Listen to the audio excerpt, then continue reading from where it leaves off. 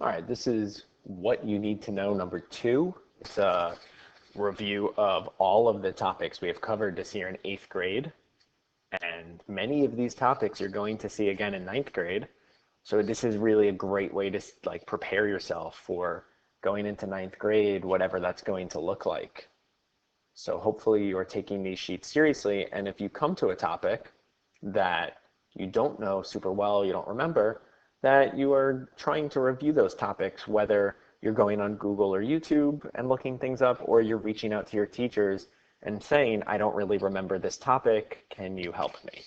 Because your teachers are dying to help you, trust me. So the first question says, what is the slope of the linear equation? So if you remember from this year and from what you need to know, number 1, that the slope-intercept form of a line, the equation, is y equals mx plus b. And when it's in this form, it's very easy to tell what the slope is because it's just the number that's in front of the x. A really common mistake that you see in 8th grade and 9th grade is that people look at this equation and they go, oh, the slope is 20. You cannot say what the slope is until the equation is in slope-intercept form. To get an equation in slope-intercept form, you need to get the y by itself. You need to do that by doing inverse operations. This one's not going to be that hard because if I split the equation up into 2 sides and we want to get the y by itself, the only thing I need to get rid of is the 5. So to get the y by itself, all I have to do is figure out how to get rid of that 5. Well, when you have a number next to a variable like this is multiplication. So to get rid of it, you do the inverse, which is division, because 5 divided by 5 is 1. But when you do division, you have to do it to both sides of the equation, not just to one side. That's the balance method. So on the right side, all we're left with is y, and I'm going to fix that. And on the left side, 20x divided by 5 is 4x. 10 divided by 5 is plus 2. So now the equation is in slope-intercept form. So all I need to do is look at the number in front of the x, and the slope is 4. Number 2, what is the equation of a line with a slope of 6 and a y-intercept of -8? So all I do is take the slope-intercept form, and I write the slope in front of the x, so 6x. And then the y-intercept is the constant, the number by itself. And because it's a negative number, I write -8. You could write plus -8, but I know as an 8th grade math teacher and as someone who has taken higher level math courses, most of the time you do not want to write back-to-back symbols. So y equals 6x plus -8, when you have that back-to-back symbol, you change it to just one symbol. And since one's positive, one's negative, it becomes a minus.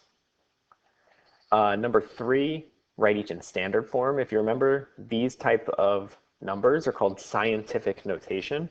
It's a way of writing really big or really small numbers. And the exponent tells you how many times to move the decimal.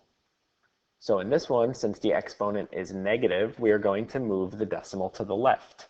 So I take the number, I write it down, and now I'm going to move it to the left 6 times. 1, 2, 3, 4, 5, 6. So now it's here. And I just have to fill in zeros in all of these spots. And then I rewrite the number neatly on the line below. So 6.2 times 10 to the -6 power is really 0.0000062. This is a small enough number that if you just type this into your calculator exactly as you see it here, it'll give you this answer. If this exponent was a lot bigger or a lot smaller, it might not, the calculator might not be able to give you that answer. Same thing here. The decimal tells you how many times to, the exponent tells you how many times to move the decimal. Since it's positive, we're going to move it to the right. So 4.7. I'm going to move it to the right 4 times. 1, 2, 3, 4. So it's there. And I fill in these zeros. So now I have 47,000. A big mistake that I see every year is people leave this decimal point here in between the 4 and the 7. but you're moving it to the end of the number. So you actually don't even need to include it anymore. It's at the end. In the number 3, in the first one, when I moved it to the left, I need to include it because it's very important there. But when it's at the end of a big number, you don't need it.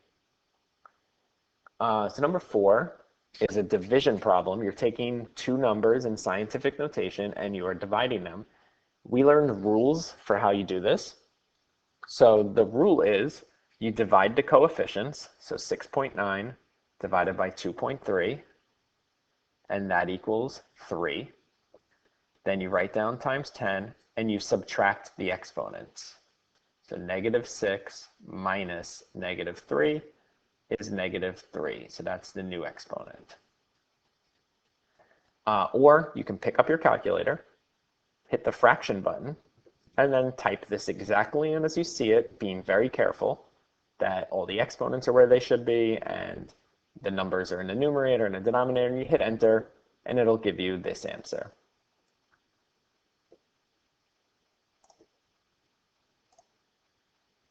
So I did want to show you that on a calculator. I have a graphing calculator. This is the type you're going to be using next year. I'm going to show you two different ways to enter it. So notice that there is no fraction button on this calculator like you have now in the multi-view. That's why the multi-view is a really nice middle school calculator. There actually is a way to input fractions, but you need to find it. It's in a different menu. So you hit the alpha button and then the y equals button, and then this will pop up. These are your fraction buttons. You see number 1 is a fraction. That's what I want. So I hit enter. And that's what you're looking for. So now I can enter it in. I believe it was 6.9 times 10 to the -6 power. And then in the denominator, it was 2.3 times 10 to the -3rd power. And I hit enter, and I get 0.003 as my answer. Notice that the answer is not in scientific notation. This calculator cannot give you the answer in scientific notation. The multi-view can. It has scientific mode. The graphing calculator does not. Okay, so I did just pause the recording, and it turns out I lied to you. This calculator does have scientific mode. One of the things we told you in 8th grade and 7th grade with your multi-view calculator was it's really important that you get to know your calculator and you learn how to use all of its good features. When you have this graphing calculator next year, you can do almost anything on this. But 1, you have to learn how to do it, and then 2, you have to remember how to do it, and that's the hardest part. Because you might be able to do it in the moment, in the unit, but then, a few weeks later you forget, because you're going to learn a lot next year. So next year, make sure you're going online and using YouTube videos to learn how to use this calculator. So if you notice at the top, there's a mode button. So when I click mode, I get this huge menu, and I can see that the second thing down, there's normal, scientific, or engineering. Since we're doing scientific notation, I turn on scientific mode. And then when I enter the same problem I just entered, 6.9 times 10 to the -6 power divided by 2.3 times 10 to the -3rd power, and hit enter, now it gives me the answer in scientific notation. That E is the same thing as times 10. So 3 times 10 to the -3rd power, which is what we got when we did it by hand. The other way you can do it on your calculator, you can use parentheses, 6.9 times 10 to the -6 power, close parentheses, divided by 2.3 times 10 to the -3rd power. And this is how I end up entering fractions in high school and college level math classes. Instead of using the fraction button, I would just end up doing it this way. And it comes out to the same answer. And then you have to remember to put your mode back into normal mode when you're doing other topics. All right, back to what you need to know. So number 5 is actually a multiplication problem. You're multiplying two numbers in scientific notation, and they want you to express the result in scientific notation. So to multiply in scientific notation, the first thing you do is you multiply the coefficients. 2.6 times 1.9, and that's 4.94. Then you bring down the times 10, and then you add the exponents. 5 plus 2 is 7. And then the last thing you have to do is make sure your answer is in scientific notation. And what we mean by that is that this coefficient has to be in between 1 and 10. 4.94 is in between 1 and 10, so we can just leave it. That's our final answer. Number 6 is laws of exponents, which was part of Unit 6. 4 to some power times 4 to the negative third power equals 4 to the eighth power. And we learned that when you multiply numbers that have the same base, you keep the base and you add the exponents. So in other words, this question mark plus negative 3 equals 8. So what number plus negative 3 equals 8? Well, I can either just do guess and check, I can think about the answer in my head, or I can solve this equation. Plus 3, question mark equals 11. So the correct answer is choice D. We did a question like this on the first what you need to know, but we'll do it again here. What's the slope of the line passing through these 2 points? What that means is if you were to plot these on a graph, -2, 4, 3, 6, it creates a line, and that line has a slope. So to find that slope, we use the slope formula. y2 minus y1 over x2 minus x1. So I label my coordinates x1, y1, x2, y2, and now I substitute them into the formula. y2 minus y1 would be 6 minus 4. x2 minus x1 would be 3 minus -2. And if some of you remember, back in the slope unit, when you have a minus and negative, you can change that to just plus. So some of you really like doing that, and that's fine. 6 minus 4 is 2. 3 minus -2 is 5. So choice 3, 2 over 5. On a graph, it would be rise over run, up 2 over 5. We don't have a real graph here, so we can't do that. Number 8, which set of ordered pairs represents a function?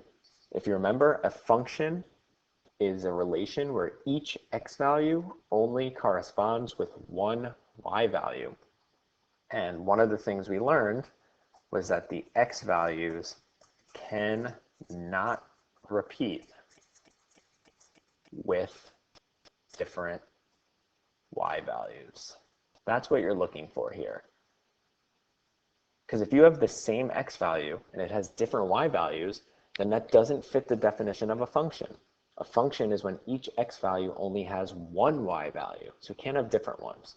So I look at choice 1, I see that there's an x value of 0 and it matches up with a y value of 4, and there's no other x values of 0, so that's good. But then I look at here and I see that these both have an x value of 2. So right away, alarm bells are going off in my head. That's a problem. And I see that there's 2 different y values. So because of that, oh, this one's not a function. We are looking for the one that is a function. The problem is right there. Choice 2, the 3 different x values. So that means that each one of these x values has a unique y value. So that one is a function.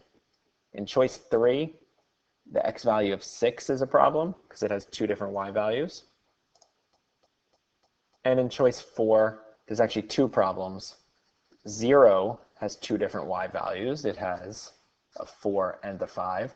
And also 1 has 2 different y values. It has a 4 and a 5. That's a problem. You only want each x value to have one y value. Number 9 is angle relationships, which we were just doing again last week, and we did it all year. So you need to figure out the measure of angle 3. And that's great. You're not going to be able to figure that out until we deal with the 2 angles that they gave us. So first I need to ask myself, what's the relationship between the 2 angles that they gave me?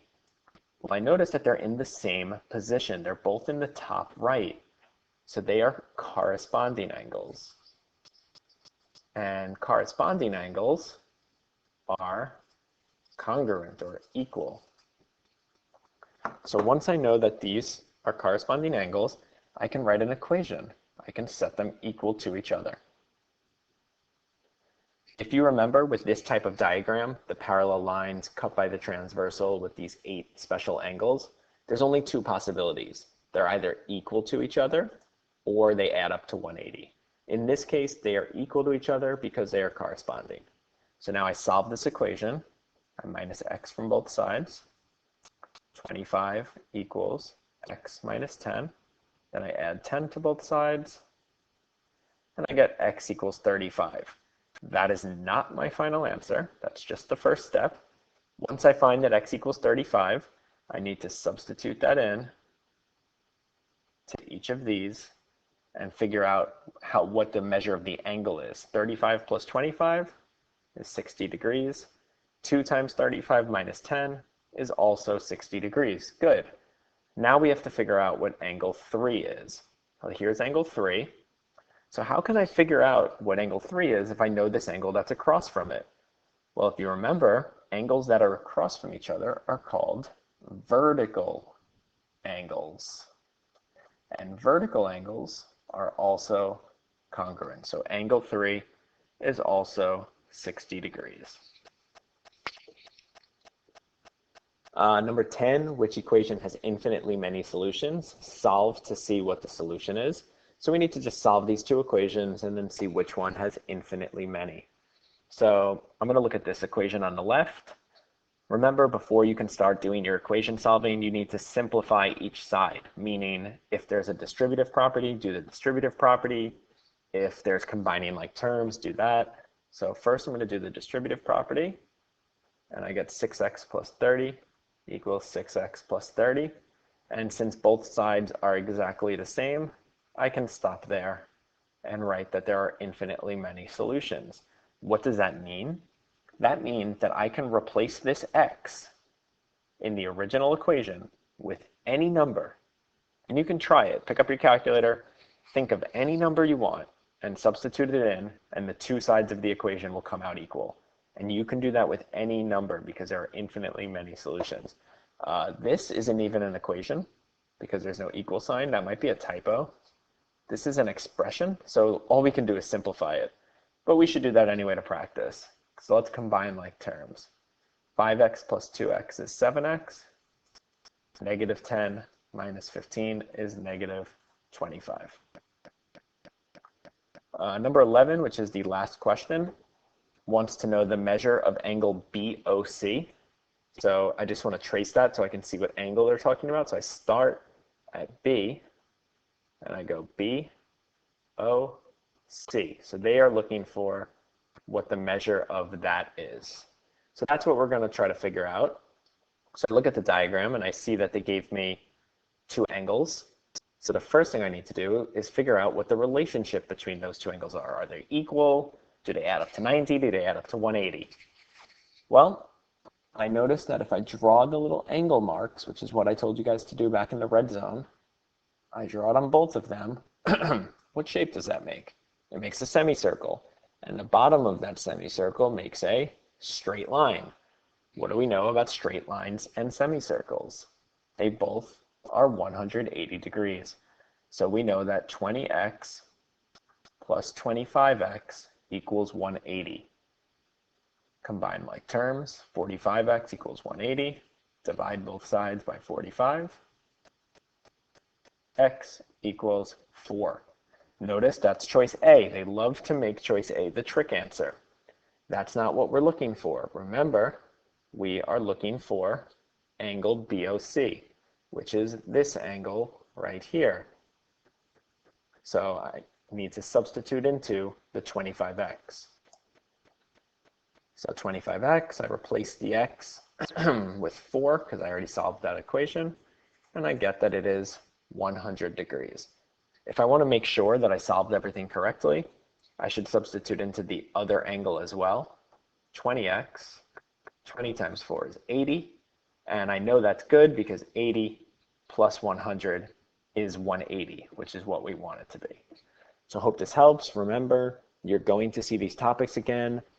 Equation solving, scientific notation, exponents, they come up in math over and over again. So you should try to gain a good understanding of them now before it's too late.